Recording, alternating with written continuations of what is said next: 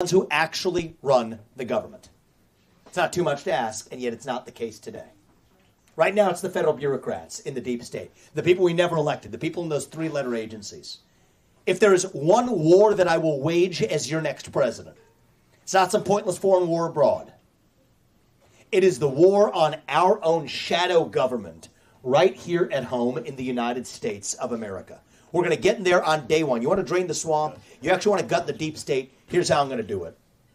I will fire on day one 75% of all federal employees. That is how you drain the swamp. Government agencies like the FBI, ATF, CDC, U.S. Department of Education, we're not just going to reform them anymore. We're going to get in there and actually shut them down. That's how you revive our republic and what we were founded on in this country. I won't use last year's budget as the baseline, which is based on the prior year's budget, which is based on the year before's budget, all of which are broken, and that's how you get a $34 trillion national debt. No. We will start with zero as the baseline, zero-based budgeting, and ask what's actually necessary. I'm a CEO, not a politician. That's how I've run my businesses. That's how I'm going to run the federal government of the United States of America. This isn't a black idea or a white idea. This isn't controversial. This is common sense. The people we elect to run the government should be the ones who actually run the government. And then number two is, those people who we do elect, including me as your next president, owe our sole moral duty to the citizens of this nation. Not another one. Not Ukraine, not anybody else. That's why I said that I'm going to use our own military to secure our own borders right here in the United States of America. Southern border and northern border too. That's how we protect this country. I will end birthright citizenship for the kids of illegals. It does not apply to them, and I will end it on the first day I take office. We're going to make sure our money doesn't go to fund sanctuary cities to pay for the breakage of the rule of law, and anybody who is in this country illegally will be returned to their country of origin, because it's the right thing to do in this country for the United States of America. Again, I don't think that's too much to ask. The people we elect to run the government, and they owe a moral duty to the citizens of this country, not another one. It's not black or white. It's not even red or blue. Not really. It's deeper than that. These are American ideals that we fought a revolution in 1776 to secure. And we live in a 1776 moment right now. You know what George Washington would say if he were here? He said, you know what? We still have another 250 years still left in you. It's a 1776 moment, but you don't get to inherit it. You have to do it the way we did it. Step up and seize it for yourself. We have become a nation of sheep, and a nation of sheep is what breeds a government of wolves. That's what the Constitution's all about. That's what the Second Amendment is all about. So we have to be a people deserving of our rights, and that requires us to think independently and open our eyes. And I'm going to say something a little uncomfortable. But I tell you, I'd rather speak the truth and lose the election than to win by playing some fake game. So I'm going to tell you the truth about what's happening right now in this election. They are leading us into a trap, and I'm worried we're about to fall into it. If you think they're going to let Donald J. Trump get anywhere near that White House again, I want you to open your eyes. These people have made clear they will stop at nothing. And I increasingly believe that means nothing to keep this man away from the levers of power again. Yet our America First movement cannot end with Trump. They want to narrow this to a two-horse race between Donald Trump and a puppet who they can control, eliminate Trump, trot in their puppet. And that's the game they're playing. It's hiding in plain sight. It pains me to see this with clarity and watch us in slow motion march right into their trap. We cannot fall for this trick. America First did not begin in 2016. It began in 1776. And we owe it to our founding fathers and to this country to do what's right for our country. I've stood up for him at every step of the process because it's the right thing to do. What they're doing to him is wrong. I'm filing today an amicus brief with the Supreme Court arguing for them to overturn the actual Colorado decision that's keeping him off the ballot. And I've said every other Republican, including myself, and I've volunteered to do it, to remove our names from the ballots of Maine and Colorado if they remove them there. But that still is just the tip of the iceberg. These people will stop at nothing. We love the man because he got this fight started. But now it is our job, it is my job to finish it. That is why I'm in this. They are selling us the rope today that they will use to hang us tomorrow. I'm asking you not to get to next year and then look back and say, what the heck were we thinking? Were we going to be shocked by what we saw, or are we going to be regretful for the loss of our nation? We cannot see the end of our country right now. We're skating on thin ice as a country. We don't have it in us. This has to be a moral mandate like what Ronald Reagan delivered. We're in the middle of a war in this country between those who hate this country and those who love it, between the permanent state and the everyday citizen. And we need a commander-in-chief who will lead us to victory in this war. Somebody with fresh legs, somebody who's not wounded in that war, and somebody who can reach and lead the next generation of Americans. You got the future of America first right here. I'm asking you to do the right thing for our country, even if it's a little different than what you thought of doing 3 weeks ago or 3 months ago. I'm asking you to not fall for their trick. And on January 15th, I'm asking you to caucus for me. I'm asking you to tell everybody who couldn't be in this restaurant with us today, to tell them to open their eyes to and to do the right thing for this country. And if you all do your part, my wife Apoorva and I and our family, our movement, we're going to do ours to make sure, not in some fake politician way, but in a true way, to make sure that our country's best days are actually still ahead of us. Thank you for coming today, guys. God bless you and your families in our United States. We're going to open this. I'm going to hand it over to my friend Candace, who came in just a minute after me. But hi, guys. Very nice to be here in Iowa on such short notice. I wanted to come out and support Vivek, even though I had a baby 7 weeks ago. I also love that this is breakfast. For those of you, I know all of you have read my book from every page of it you have memorized, but basically my political genesis begins with breakfast with my grandfather, and he was my biggest influence in my life. And it's because my grandfather lived a remarkable life, starting his life on a sharecropping farm in a racist America, actually systemically racist under Jim Crow laws. And yet, despite him raising me and my siblings, he never once ever said that America was a bad country, never once hated white people, never once said that he wasn't grateful for this country, and that left an indelible mark on me and my heart. My grandfather's no longer alive. But the reason why my grandfather felt that way about America is because despite his childhood, he ended his life. He purchased the sharecropping farm that he grew up on. Imagine that, starting your life on a sharecropping farm, working, and then having the ability to climb up in this life, the economic mobility to climb up and to own where you began. That is the America that I fear that we are losing, which is the thing that connects all of us, the American dream, the ability to dream, to know that where you start is not where you end up in life if you work hard and you stay out of trouble. And I felt myself feeling so depressed about the state of politics following the last election, wondering if my granddaddy's America was completely gone. I have always had political candidates on my show, and I didn't know what to think of Vivek when he announced that he was running. I had known him before, obviously, as an entrepreneur, somebody who stood up to woke America during the BLM riots as an entrepreneur. All I know is that after 40 minutes, I was completely blown away. The 7 people in my control room were completely blown away. We all just went, what was that? That was weird. I feel hopeful. I feel happy. I feel like the weight of politics and politicians has been lifted off of my shoulder. I feel that there is a vision for America, that there is a future. I feel that my grandfather's America can plausibly still exist. There has never been a candidate that has articulated their vision for the future of this country more clear than Vivek. And I want to say this, there's no question that he is the hardest working candidate in the field right now. Knowing that he has to earn your votes, I don't understand how he's sleeping. I see him everywhere. I barely sleep. And so with 3 toddlers, 3 under 3, and just understanding that you do have to work for our vote.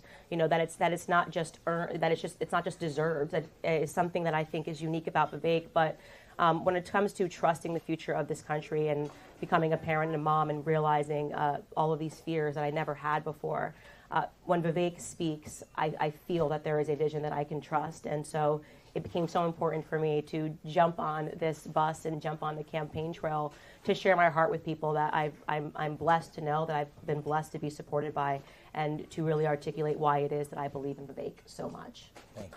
Thank you. That's so kind of you. Thank you. We'll open this up. Thank you guys for being here. Give me the hard ones, by the way. I'm going to sit across the table from Xi Jinping in about 18 months.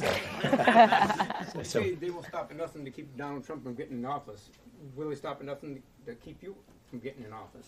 So they don't have on me right now what they have on him. But I think that I'm also going to learn from a lot of the mistakes of the past, including use of the Constitution and the laws of this country on our side. I respect the heck out of Donald Trump. I've said this time and again, and we have a good relationship, but they duped him. That's the hard truth. Take when you come in, he wanted to drain the swamp. They said you can't fire those civil servants in the bureaucracy because of civil service protections. Read the law. They don't apply to mass firings. The whole point is I can't fire you if you're working at the FBI because I disagree with you on abortion. But they don't apply to mass firings. And so one of the things I've learned, and one of the things I'm going to use, is quickly get in there. You strike the swamp strikes back. You can't go in slow motion. We got to go, and we got to go fast. Day one, we're initiating 75% mass firings across the federal government, period. Is there a risk we cut some muscle? Yes, there is. But the bigger risk is you don't cut enough of the fat. Because if you 8-headed hydra, you cut off one of the heads, it grows right back. You have to gut it at its core. And so in so many ways, and I can go through other lists, this requires a president who has two things that don't usually go together. Right? On one hand, you need that outsider with strength, with sharp elbows, willing to break glass when necessary. Trump brought that. I think that I bring that on steroids when necessary. But we also need somebody who knows and deeply understands the law and the Constitution in this country. And those two things don't usually go together. As somebody who's hired a lot of people, everyone has their unique skills. You have the academic legal type over here. You'll have the business guy, the entrepreneur who can execute over here. Those two things don't usually go together. That's what gives me my sense of purpose in this race, my sense of duty to this country.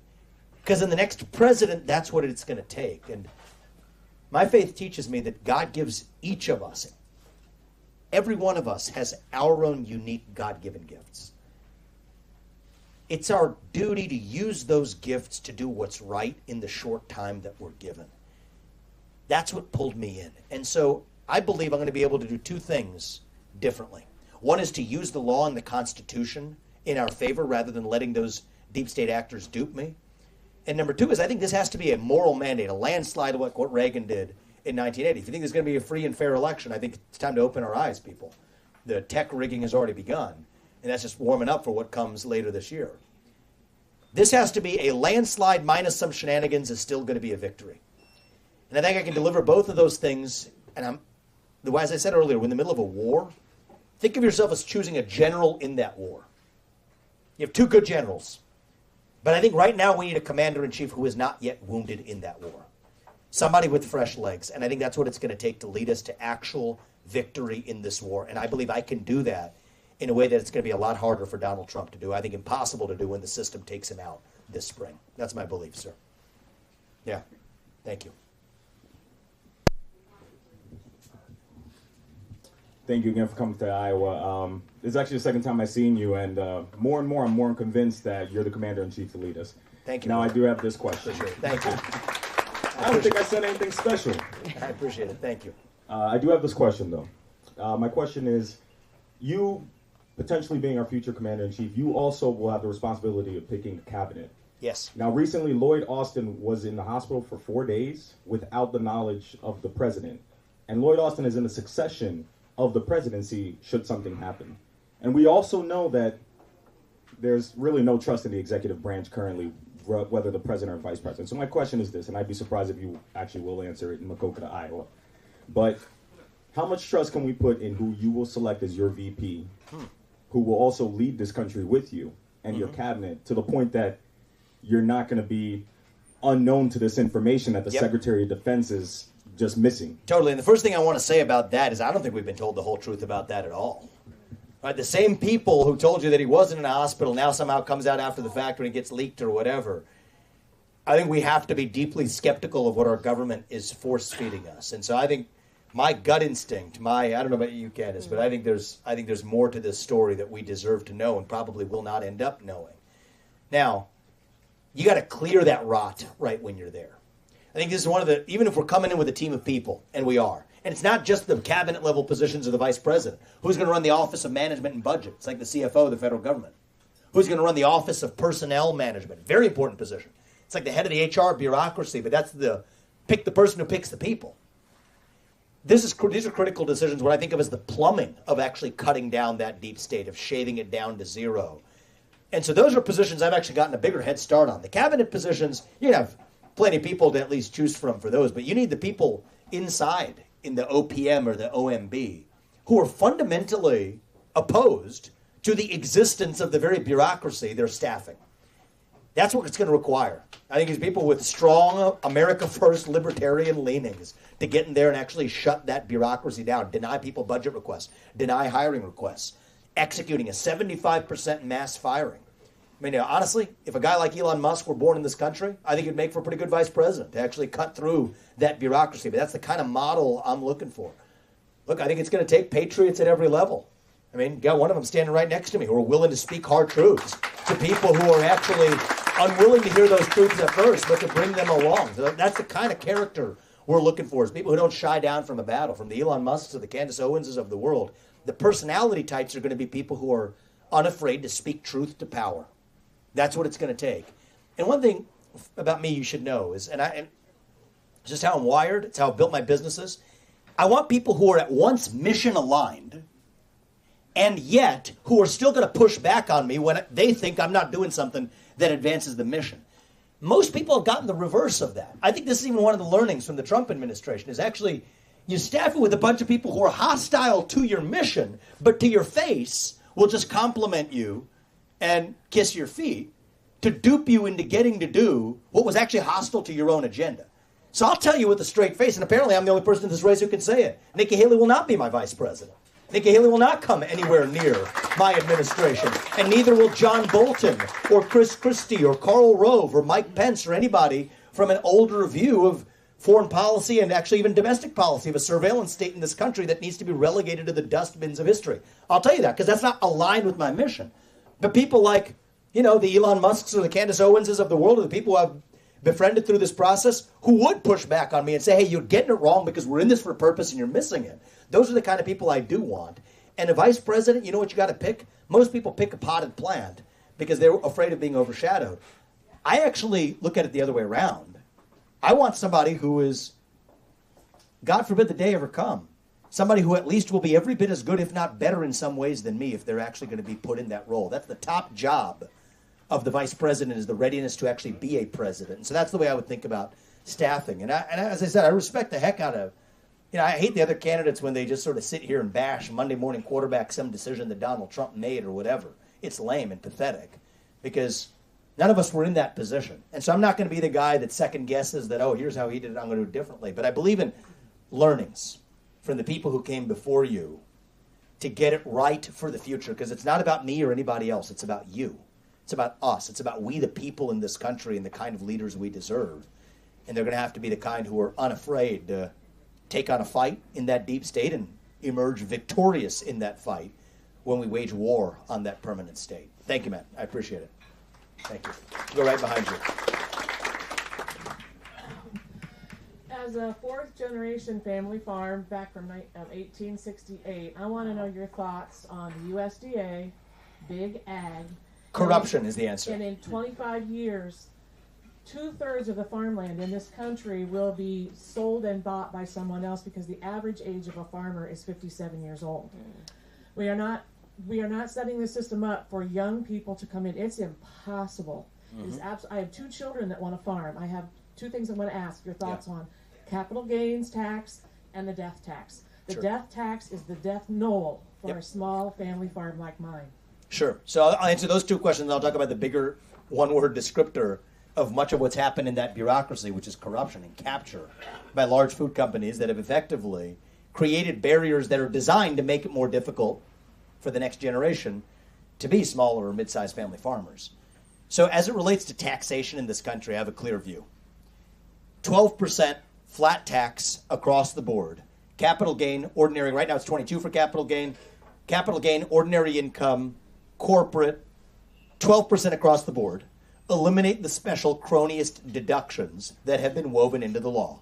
That eliminates $750 billion of tax compliance costs, just the out-of-pocket costs, not even the time you spend doing it, just the out-of-pocket costs. Imagine giving that just back to the people of this country. Imagine the economic growth that comes from that.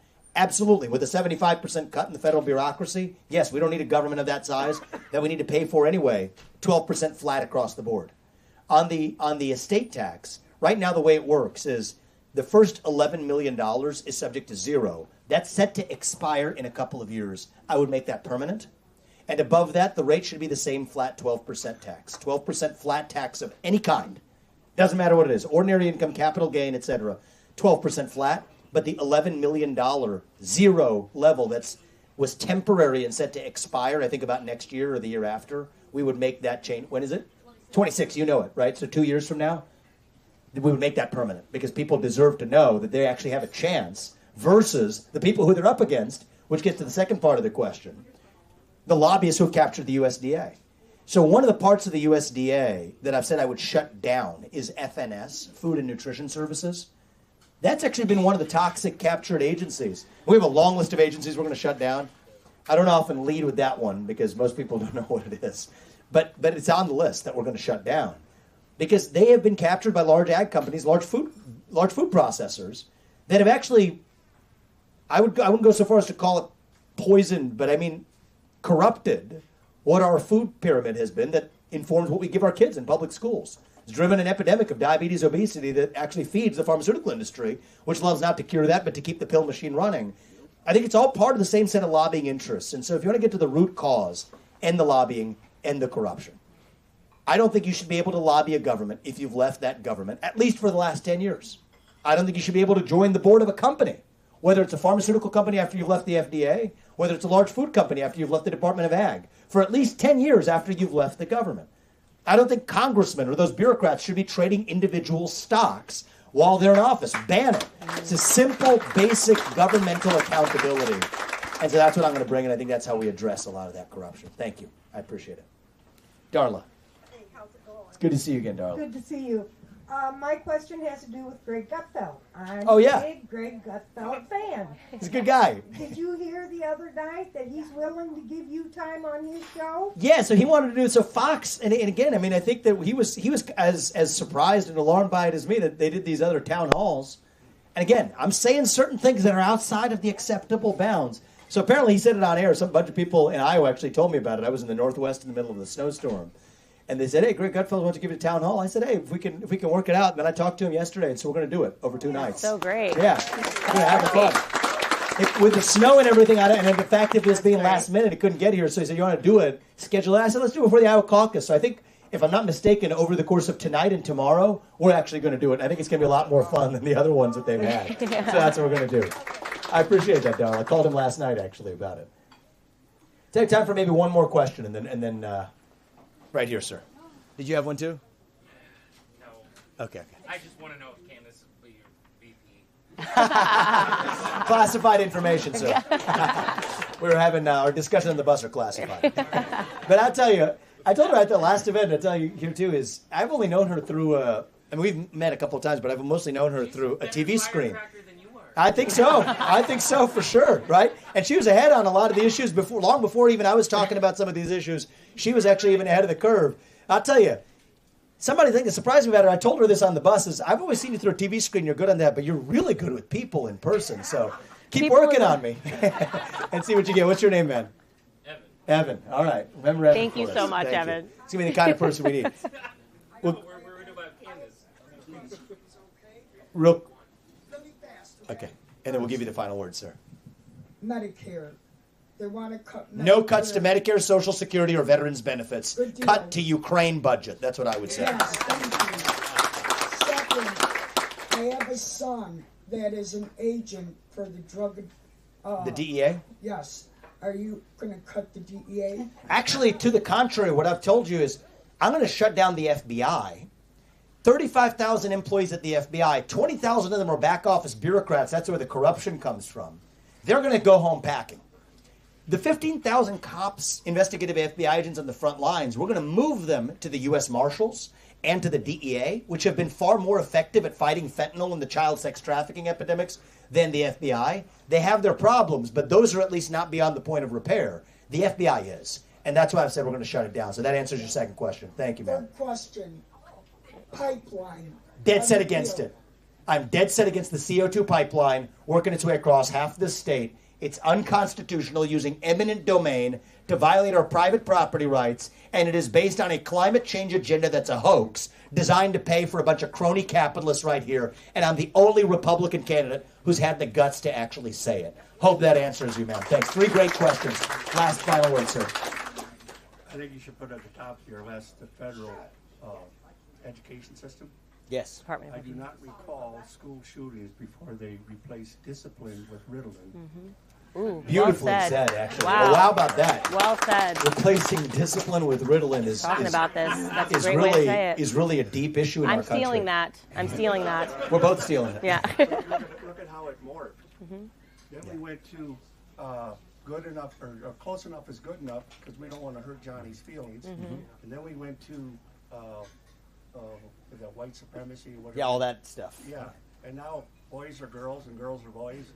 They're messing with these kids' heads. No wonder they're We just spoke about that. Yeah. We literally just this is spoke about that. this is near and dear, and something that we can actually fix. The head of the snake is the U.S. Department of Education. See, a lot of people think this. Do you think it's a coincidence that organically all of this just started showing up in schools at different parts of the country at the exact same time? It's not.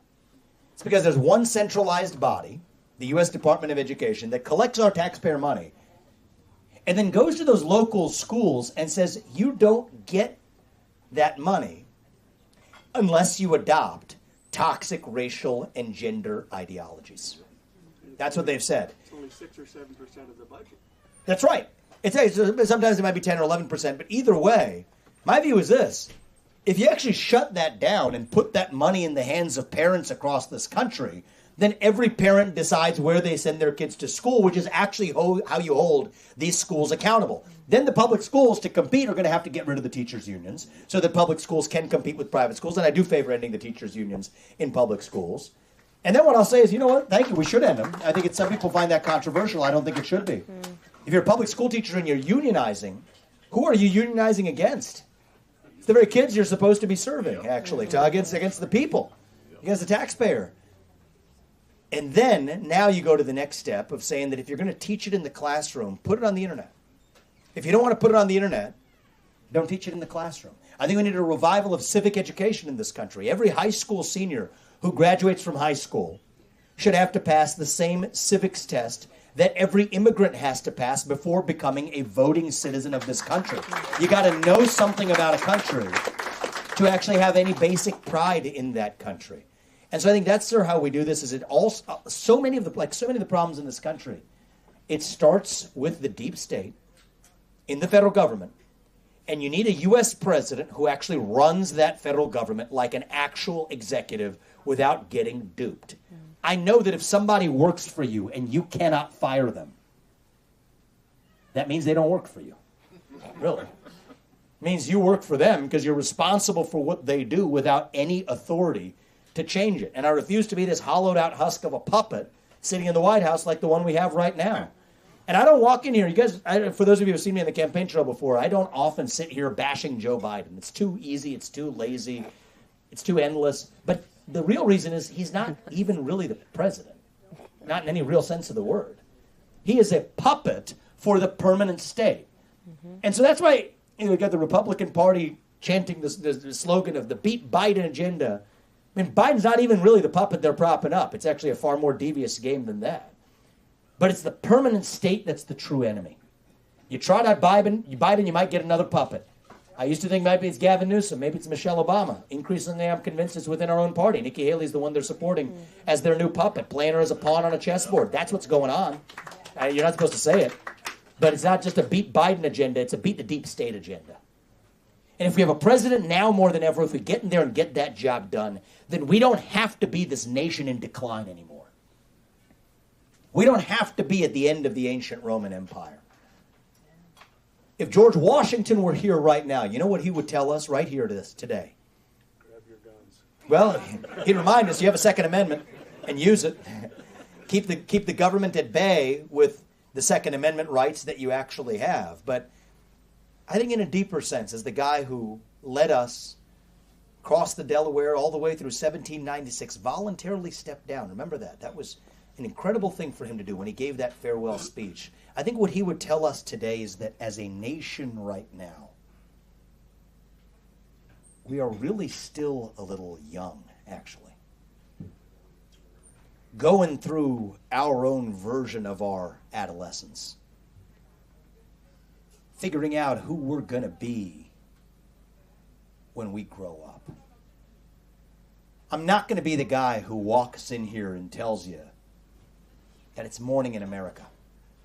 Because it's not. But it can be. I won't tell you the American dream is alive and well. It is not. It is alive and hanging on for life support. But it can be. And I'm here to ask you to do your part. Every one of your votes on Monday night is the equivalent of 1 million people in shaping who the next president of the United States is. If I win the Iowa caucus, I'm your next president. If I'm your next president, we revive who we are as a country. And so I'm asking you to do the right thing for our country, even if it's a little different than what you thought 3 months ago. I'm asking you to do the right thing for our nation.